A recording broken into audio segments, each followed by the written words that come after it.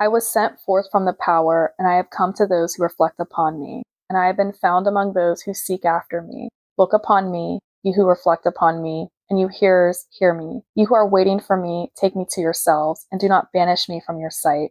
Do not make your voice hate me, nor your hearing. Do not be ignorant of me anywhere or any time. Be on your guard. Do not be ignorant of me. For I am the first and the last. I am the honored one and the scorned one. I am the whore and the holy one. I am the wife and the virgin. I am the mother and the daughter. I am the members of my mother, and I am the barren one, and many are her sons. I am she whose wedding is great, and I have not taken a husband. I am the midwife, and she who does not bear.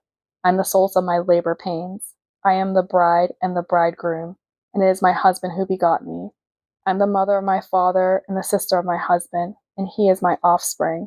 I am the slave of him who prepared me. I am the ruler of my offspring. But he is the one who begot me before the time on a birthday, and he is my offspring in due time, and my power is from him. I am the staff of his power in his youth, and he is the rod of my old age, and whatever he wills happens to me. I am the silence that is incomprehensible, and the idea whose remembrance is frequent. I am the voice whose sound is manifold, and the word whose appearance is multiple. I am the utterance of my name. Why, you who hate me, do you love me, and hate those who love me? You who deny me, confess me, and you who confess me, deny me. You who tell the truth about me, lie about me. And you who have lied about me, tell the truth about me. You who know me, be ignorant of me, and those who have not known me, let them know me. For I am knowledge and ignorance. I am shame and boldness. I am shameless, I am ashamed. I am strength, and I am fear. I am war and peace. Give heed to me.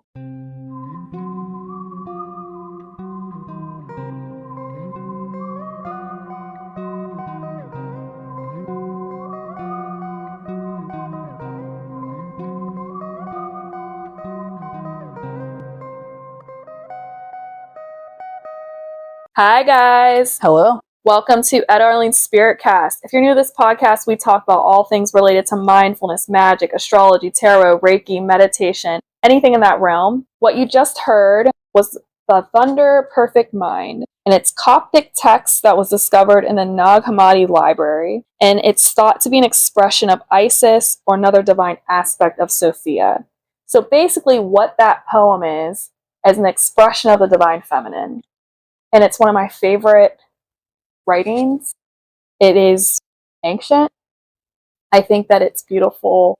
And it's basically illustrating that the divine feminine is everything mentioned within it. That it is all. And it's confusing at times when you read it because of that concept of the divine feminine being an expression of all of these different things. So, if you notice, there's this part where it states that I am the bride and the bridegroom. It's establishing that, she is herself and her husband kind of thing. And then she starts to talk about how this masculine energy is influencing that life, but it's understanding that she is that current because she is all, if that makes sense. Or that's how I believe it is read. That's how I read it.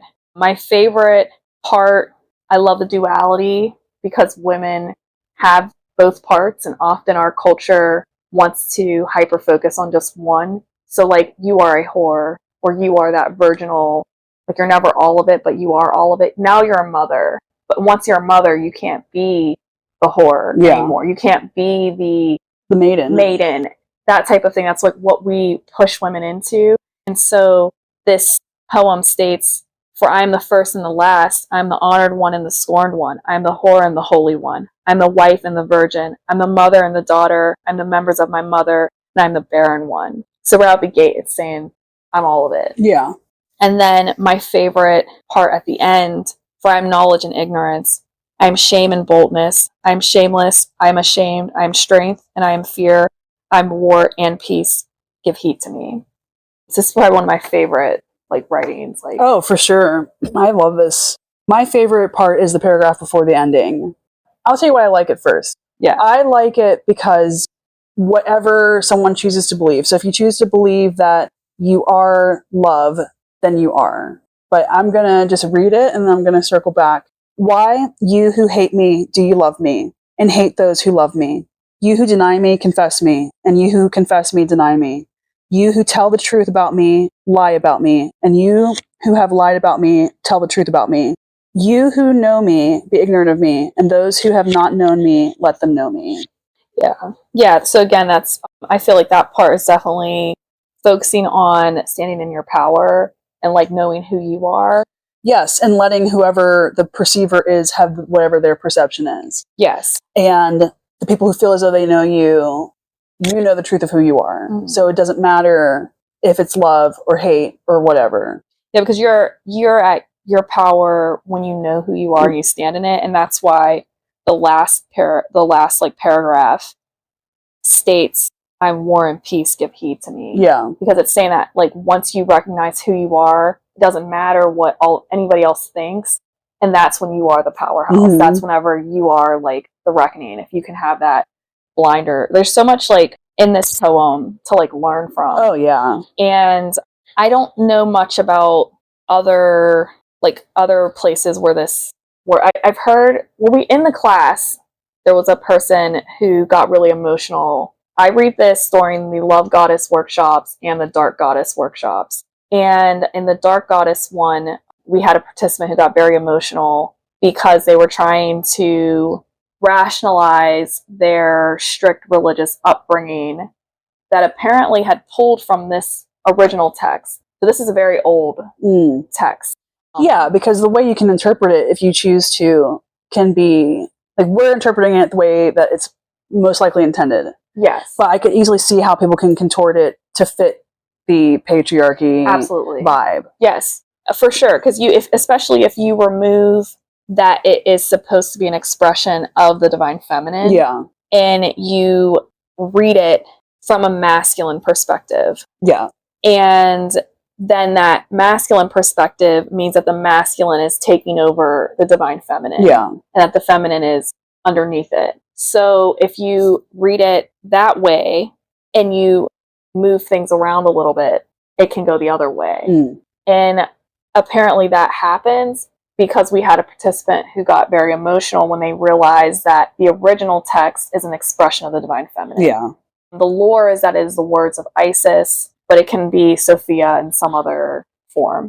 And that if one listening disagrees, that is, as the goddess has said in this, that's yours. I know my truth. Yes. And you probably shouldn't be listening to this. Yeah, there's none of that. But anyways, I think it's really powerful. So we had Dr. Joanna Kujawa on our show, and I'll have that episode linked down below. I highly recommend her book, The Other Goddess. Really one of my favorite books I read. I think I read that, was it 2 years ago? Or yeah, it was 2 years ago. Yeah. Because Dave, our friend Dave, gave it to you. Yeah. And they put us all onto it. But that was such a good interview. So go give that a listen. And definitely pick up a copy of this book. You can get it, I think you can get it on Hoopla if you have a library card. If you don't have a library card, sign up. Yeah, I'm pretty sure. And so she is definitely an authority on all of that stuff. And she's one of the people who explained this to us. She's a well-rounded academic background. She's studied all of this. I trust her. Yeah, opinion, for sure. At least in this matter. And yeah, so it stuck with me. And I always, in those workshops, like I said, I always read it. And then I always recommend her book among others. So we were just going to touch on a couple of things. Yeah, we're just having a conversation and hoping something sparks within the listener. Yeah, like one of the things like that hit me, I think like overheard a conversation or something like that, and the individual was trying to say like what the goddess does, like the love goddess specifically, like the type of people the love goddess comes to. And I had my own beliefs on that based off of my engagement with that archetype. One of the things we like to talk about when we do this workshop is that the idea of finding that, love goddess or dark goddess, which for both workshop, we're talking about both of them, within the self and recognizing this her within you. And when we do our like meditations for it, the participants are welcome to see however that manifests. So it can literally be like Aphrodite, or it can be you embodying that energy. Yeah, or your higher self. Yes, and seeing that that is something that you can have. And I do disagree with the idea that this love goddess energy, only comes for a specific person who is naturally beautiful or who is just a hopeless romantic or X, Y, and Z. I don't think that's how that works in my understanding. I 100% do not believe that's how it works. This is our show. We need to tell the truth. Yeah. I think that all the gods, doesn't matter who, whatever resonates for you, come to you when you need them and for what you need them for. And what a goddess, well, let's just say Lilith, is coming to you for might be totally different from your companion. It's important to see what energy is calling you to that and to those beings. If you believe that, I don't know, Medusa's showing up for you, what aspects of Medusa are you called to? And how do you feel she's showing up for you in your life? It's a personal journey. Yeah. And so, like, the reason why we want to talk about, like, that concept of, like, love goddess and dark goddess in particular, we were thinking this might be a 2-part thing. Yeah, I think it might be nice to split it from the love goddess and the dark goddess. Yeah, and so, like, you don't have to subscribe to, like, deity or anything like that listening to this, like, episode, because it's more about the concepts surrounding it. And so, for, like, lack of a better word, we're going to say, like, love goddess, and just say that current, but it's about what you learn, the lessons from that. And so, you know, like, historically, that goddess, we see a lot more, like, goddess-centered, like, practices early on. It's, like, honoring the womb. Our perceptions of, like, the feminine were a lot different. And then whenever we start to move into cultivating land, farming, that type of thing, we start to see more of this, like, importance of a sky daddy because of rain.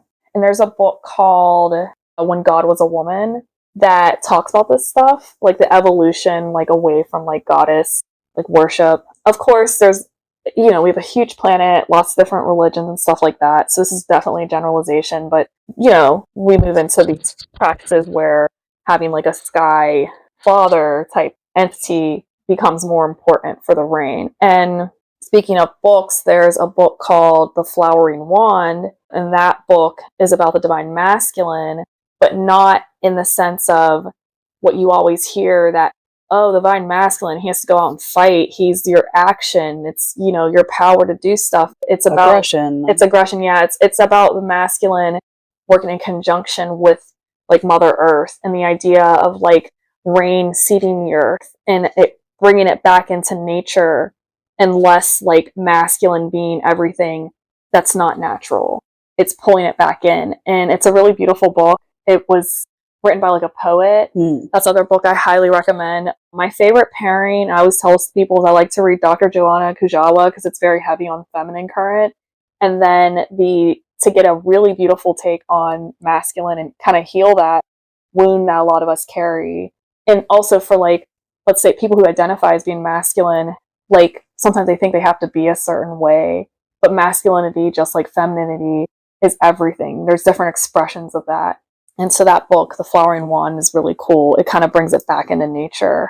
And so, you know, as we see the evolution of the goddess become less important, we also see her role in various cultures start to change as we move closer into our larger religions. And a lot of the love goddesses in particular, we start to see, like, this shift with them, where in their original state, they were very powerful, beautiful, well-respected spirits. And as mythology gets more closer into modern time, their role starts to shift, where they start to become more vulnerable to the masculine energies around them. And then the biggest aspect is that they get stripped of their war components. And so this is present with the goddess Aphrodite. She was also a war goddess, but also a notable goddess would be Freya. And I always like to bring up Freya because she's a love goddess. She's known for being super beautiful, but she's also a warrior. And a lot of people don't know this, but Odin's Hall wasn't the only hall that warriors went to. And whenever warriors fell on the field, Freya would get first pick for her hall. So the best warriors went to a goddess. They went to Freya, not Odin. Then Odin got those picks. And speaking of Odin, in the Norse practice, to learn satyr, Odin became a woman to learn it. And that completely changes a lot of our modern perceptions of just that god specifically, but also shows us how much he respected the power of the goddess. But in modern, perceptions of this myth, all of that she held, this amazing magician, she does runes, she's this powerful goddess, she's on the battlefield. All of a sudden, we don't even remember the hall she's in. It's because everything becomes minimized when it's related to the feminine. Yes, unfortunately. Love and softness. And they selectively choose which ones can still remain to hold that lore. Exactly. Like the Morgon. Yeah. Perfect example. She, probably because she's extremely powerful. But that's one of the goddesses that they allow to have that war aspect still. Athena, I believe, too. Yeah, but she's more knowledge heavy now. So whenever we get into Morgon and Athena, Athena's myths get shifted to make her like a pick-me. So in the myths, she starts to side more with the men. And then Hera, more jealous. That type of thing. Persephone becomes weak. She's raped. She's taken. Yeah. She's stolen. Medusa. And then when it comes to Morgon, yeah, she can keep all that, but she's evil. Just like Lilith, it becomes evil. Which, that's why we said it has to be a two-parter, because that doesn't even, we're talking about love goddesses, but we don't even get started on the dark ones. Because then you're taking the gross so, okay, you have the divine feminine, and she's being shamed for, let's say, the love aspect, for being soft, for being feminine, because a lot of that is a lot of femininity. You and I had a conversation with a mystic recently, locally, she's an amazing woman, but she was saying how isn't it funny for women to be taken seriously, they have to take on masculine traits. You're seeing these politicians put on power suits. God forbid you're wearing pink with lip gloss. Even think about, what was that movie from the early 2000s? The lawyer one? Yes. Legally Blonde. Legally Blonde. That, you think about how she was laughed at because she was super girly and wasn't taken seriously. And I'm not like into the pop culture stuff. Like, I'm not a Kim Kardashian stan by any means, but like, she's a lawyer, but she's like pulling those aspects of herself back to stand in that hyper femininity. Yes, and to fit the opinion and desire of the public. And where like it can't be merged, where she can't be taken seriously as a legal expert in the public field, or a businesswoman, and maintain that feminine qualities that you associate with her, because she is definitely very, stereotypically feminine. And so then when it comes to love goddesses, they are, kind of shamed for that aspect, but then also you couple it in with sexuality, so it ends up being more of like exploited later in the myths, or gets them in trouble, or it's just like, like poo-pooed. Well, we all fall into the maiden, the mother, and the crone. That's the boxes that they want to keep you in. Yeah, for sure. And then also they start to make them look jealous and vain and all that. Yes. And then you look at, then when it comes to the ones that we call dark goddesses, they are representing some of the more, air quotes, grosser aspects that women embody. We are blood, gore, childbirth is disgusting. It's beautiful. But like, I'm talking about like seeing blood and, it's like war. It's a painful experience. It's a painful experience for a woman. And it's very bloody. Traumatic. You're being pulled apart, So there's that energy that we carry as women. Like, we are going to birth children, or in theory, maybe, I don't know. If it's your path. If that's your path. But we all came from that, if you're walking this earth. And they also represent wrath. We all get angry. They represent a lot of the vengeance, violence, sexuality, but for sex's sake, not for reproduction, lust, all kinds of aspects like that we don't want women to acknowledge are part of them. So it's like there's all these moving parts that you are, that you carry being alive and being a woman, that you innately experience no matter what. But then it's like some mind game where you're not allowed to be any of that stuff. You're only allowed to be like a portion of that outwardly. You're allowed to be what people want you to be. And that's predetermined for you when you hit a certain age. Yeah. Yes. No, for sure. And I'm sure most people listening can relate in some way to this conversation. Mm-hmm. Because we're taught to minimize everything that we are and to try to only have it only be one thing, one identity, and one phase of your life when we're constantly evolving. Yeah. And there's so much that encompasses us all, but we don't allow time to let that flourish. Yeah. No.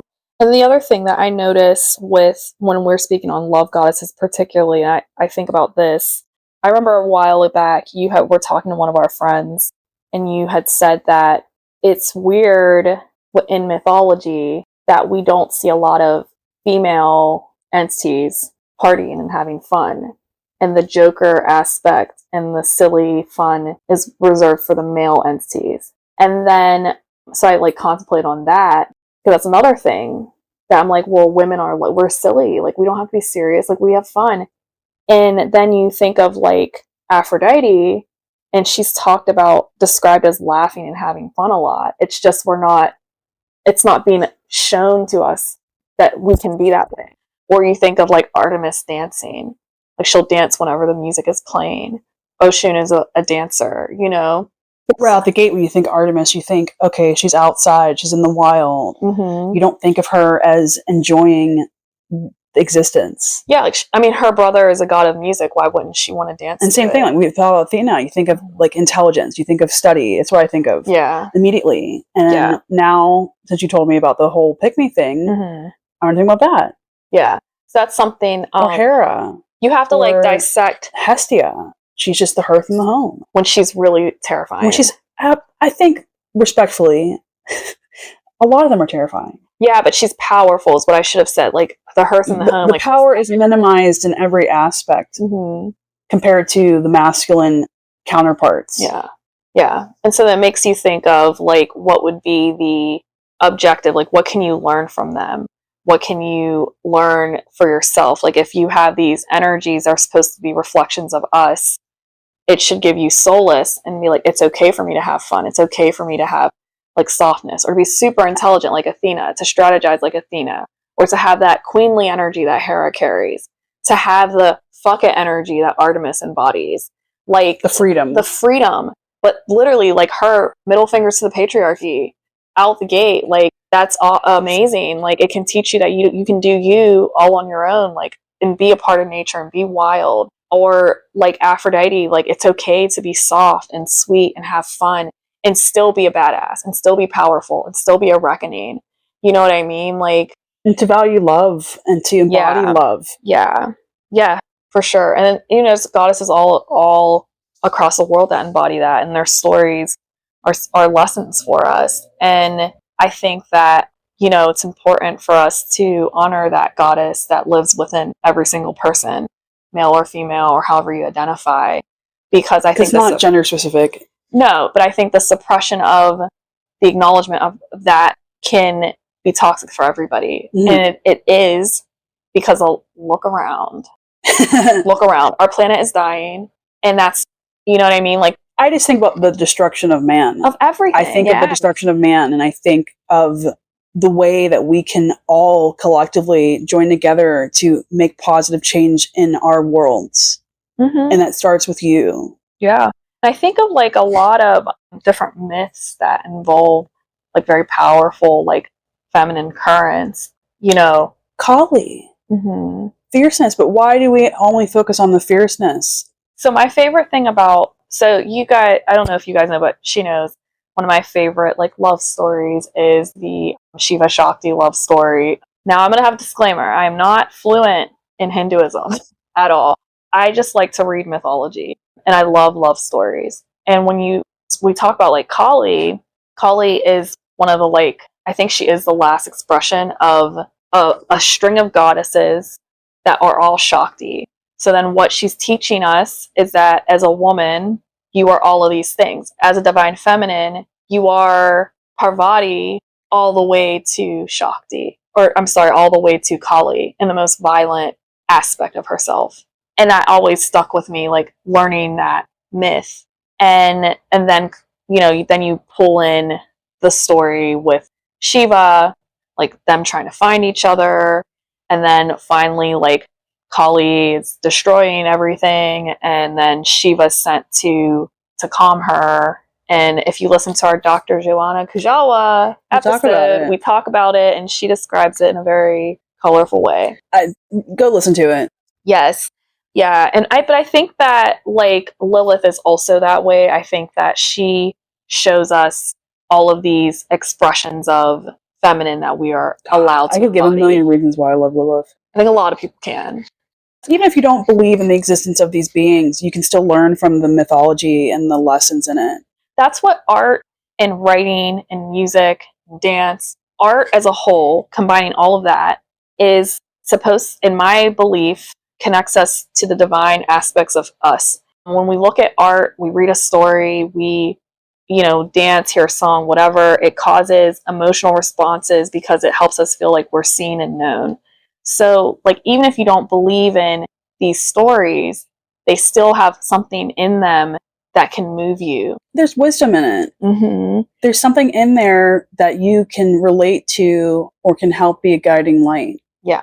And so when I think of like the lessons of like that love goddess archetype, I believe that we learn to love, appreciate, and embody ourselves.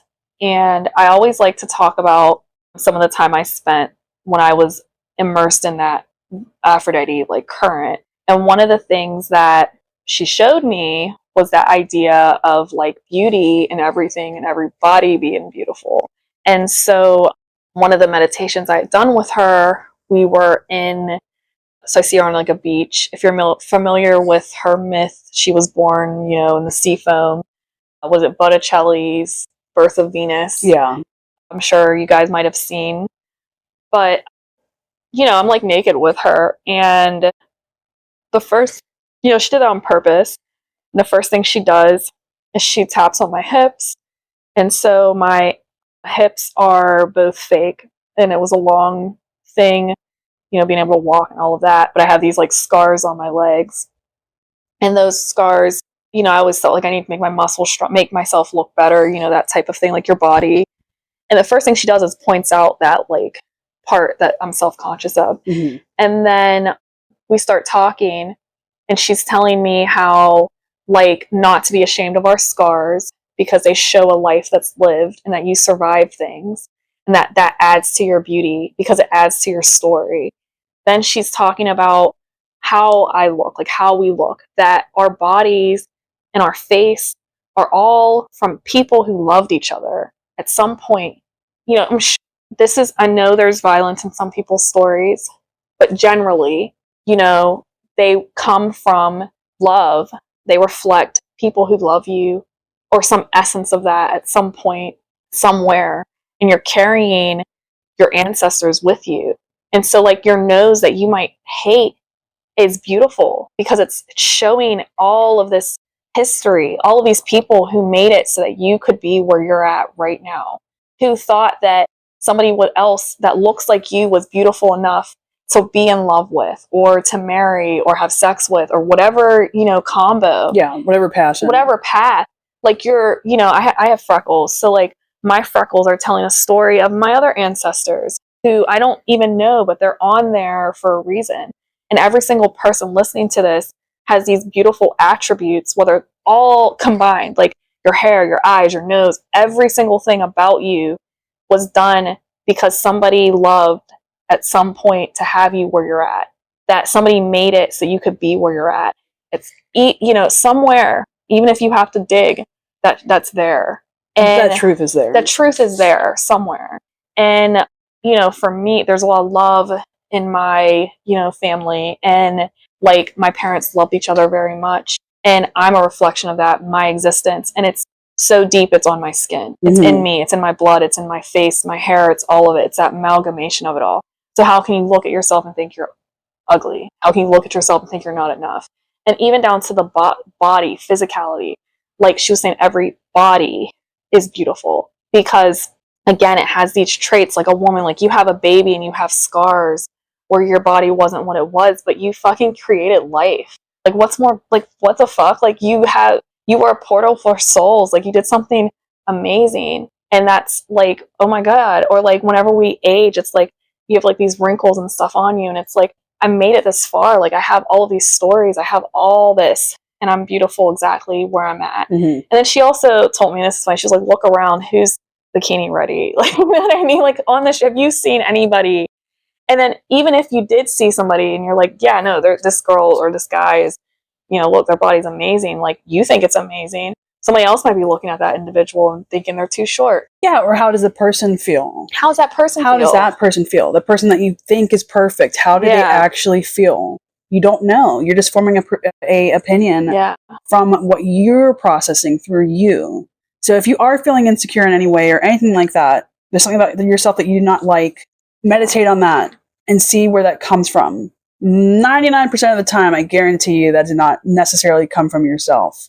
At some point in your life, that was imprinted upon you. Yeah, for sure. And it's like you have to make the decision to love yourself because you have to love yourself first. And you have to be able to see all the beauty that you carry that is there no matter what. Because beauty is such a subjective thing. And it's it's all in the eyes of the beholder. Like somebody thinks that you are a walking embodiment of beauty itself. Of perfection. There's somebody out there. You, exactly as you are now, someone out there, this is a big world, thinks that you are the creme de la motherfucking creme. Yeah. So remind yourself of that if you ever need to. But this is a great time to plug our book.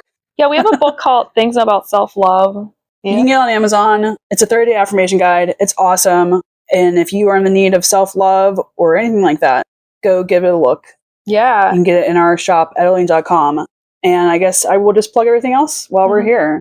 So you can go, if you like what we do, you can follow us on Instagram threads under Etta Arlene. You can go to YouTube where we post Reiki-infused videos multiple times a week. That's under Etta Arlene as well. Go like and subscribe. And if you'd like to receive Reiki, we send Reiki out on the first of the month to everybody on our email list. Go to www.ettarlene.com/Reiki and sign up for our email list there. And if you like this podcast, please consider leaving a review on whatever platform you're listening on it. And you can support us on our website, ettarlene.com/shop. Go check out our books, oracle card decks, and the things that we create. It really helps us a lot. And thank you to everybody who's donated and our patrons. Yeah. So thank you. I'm glad you remember that. But I remembered it 20 minutes ago, but this is what we are doing. So before we end the episode, I do want to touch on other important aspects of the love goddess current, that archetype. And so just quick, this is some stuff she teaches us. I think she teaches us power and the expression of our feminine, that it's okay for us to be soft and gentle. She teaches us that life isn't a fight, but to fight for yourself and fight for what the expression of your femininity means. So what is that for you, and to stand in that. So if that means it's or masculine, like perception of that, like you don't wear skirts, something that's you. But if you are the opposite and all you want to do is wear pastel pink and be a bubblegum princess, that is equally valid and you should be taken seriously. And then she talks, obviously, themes of self-love, but there's also this idea, so patriarchal spirituality tries to control everything spiritually, and that very like strategic way of doing it. The love goddess, that feminine current, teaches us to trust, surrender, and nurture, acts of being versus doing. And then this helps you get closer to who you are and yourself. It gives us permission to allow for joy and take some of the strings off, there's no strings attached. Like you're allowed to just have fun and be happy because you want to have fun and be happy, not because you earned it or deserved it. It's because you, your birthright, deserve to be happy, period. Also, the big one, shame. She helps to clear out shame when you start exploring that current. And she teaches how to start going inwardly, where like a lot of real work happens, because she's making you evaluate like loving yourself and finding beauty in such everywhere around like the world. And then the thing that I always like to say, and I got this from the book Fuck Like a Goddess, and she speaks about allowing life to make love to you versus to fuck you over. And a lot of us operate in the idea that something bad is going to happen constantly and that you are constantly, again, being fucked over. And instead, she asks you to look for ways where life makes love to you. And that is expressed through like things like smelling beautiful perfume, admiring the flowers outside, when you eat good food, when you hang out with friends, when you have beautiful conversations. That's life making love to you. But this episode's getting longer than we wanted, so I don't have anything else. Do you have anything else? I could talk about a lot of things. I could go on tangents for another hour if we wish. I could do a lot with her. That's why we have this workshop, guys. We don't have any Love Goddess ones anytime soon. No. But this one in particular, it's a couple hours long, but it's fun. It was a really good. It was fun, and a lot of people got a lot from it. Yeah. And it made a lot of people emotional. I cried during it. I cried, but it doesn't take a lot for me to cry. Our brother came to it, and he shed a tear. Yeah. Because it's not gender specific. This affects everybody. And it's important to embrace every aspect of you and not minimize it. The time of being authentic and real is now, because there's somebody out there that wants what you have and what you can share with the world. Yeah. Don't forget that. Yeah. So like, you are supposed to be here. You're supposed to be loved. You're supposed to love, period. Period. All right. So we have a break at the end of the episode. Okay. Until next time, guys. Bye.